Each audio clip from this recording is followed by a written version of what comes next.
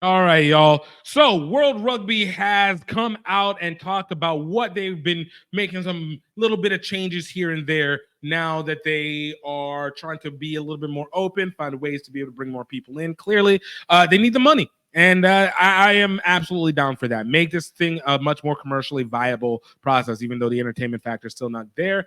But we have now a new pathway set up for Rugby World Cup 2027 in Australia. And USA Rugby, World Rugby is trying to make sure that they're hitting it. Now, for those who don't know, this is going to be the first Rugby World Cup that features 24 teams as opposed to, I think, 12 that has been in the previous ones, and 6 pools of 4.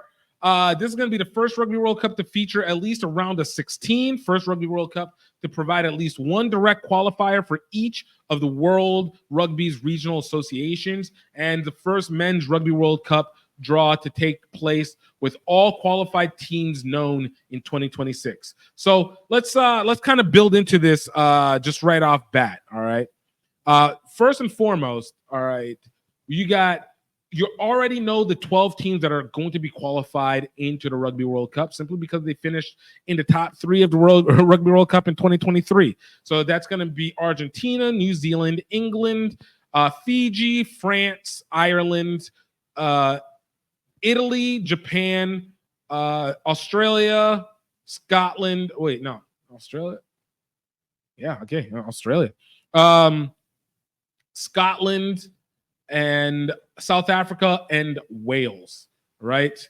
So they finished all in the top 3 of their pools into 2023, the lowest standard required for this. So, okay, cool. Don't have to worry about this. But now the regionalization has now shifted out a little bit. So there's now, with 6 regions, there's at least one direct qualifier for each of the spots for each of the 6 regions, with the North American region kind of mixing into the Pacific Nations Cup, right? So where they have it is they have your regionals for European 4, which is the Rugby Europe Championships. The 2025 top 14 to come out of that will be able to have qualification. You have Rugby Africa Cup champions. One will come out of that. Asia, the 2025 championships, champions, one will come out of that. South America will have one coming out of there as well. So this now gives a chance, I think, now for Brazil or Chile to be able to find their way inside again, without, I think, even the U.S. now having to worry about going through it, which is where the Pacific Nations Cup goes in, where the top 3 teams minus Fiji and Japan, there's only 6 teams in the Pacific Nations Cup, are going to have a chance to be able to come out of it. And then you have a play-in game for South America and the Pacific playoffs, which is the South America Rugby Championships in 2025, runner-ups against the Pacific Nations Cup bottom team, excluding the qualified teams running up, and then a final qualification tournament overall.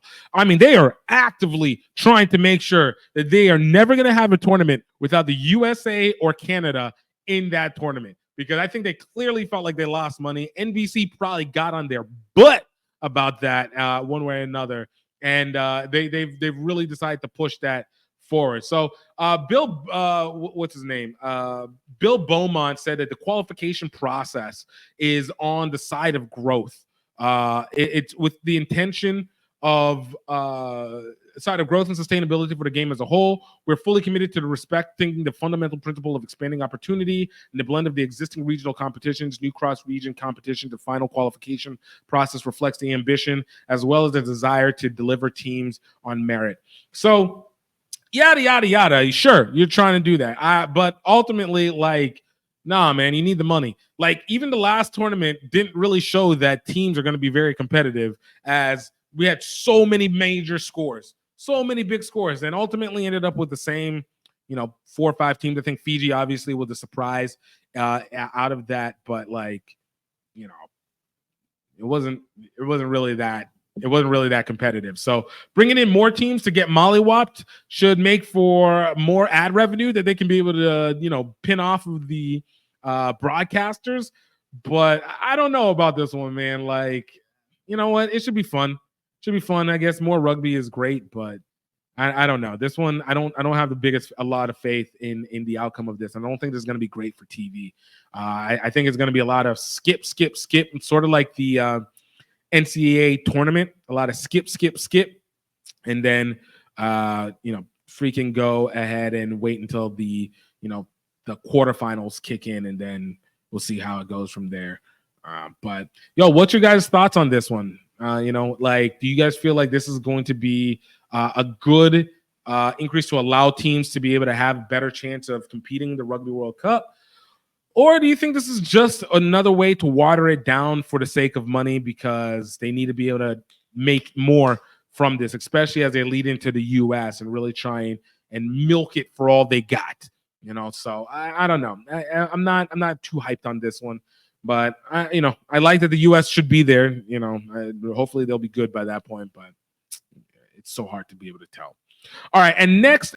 There's wheat flour that you can eat. My name is GiftTime in Baylor. I'm here with Health Enhanced Foods. And I want to tell you about one of our best and most beloved products, our sweet white wheat baking mix. Now, this is the baking mix for those who are not really looking for something that's gluten-free, but they are looking for something that they can eat that is going to still be healthy and is not going to be dangerous. White flour is typically a very processed, incredibly bleached flour, and it's not good for you. It's incredibly cheap for a reason. Our sweet white wheat bread mix is whole grain, dairy-free, high in dietary fiber, free of additives, and is absolutely unprocessed and unrefined. With our sweet white wheat bread mix, you can feel like you're getting all the same rewards that you would get from poor white bread, but with all the nutritional value. You're able to still make your bread loaves or your cakes, your flat bread or your cookies, but you don't have to feel like you are going to be robbing yourself of good carbohydrates. You can get the sweet white wheat bread mix from healthenhancedfoods.com. Absolutely go impress your friends and family with the greatest bread while not making them feel like they have to be gluten-free at the same time. No dangers, full body pleasures. Go ahead and get yours today. Let's go.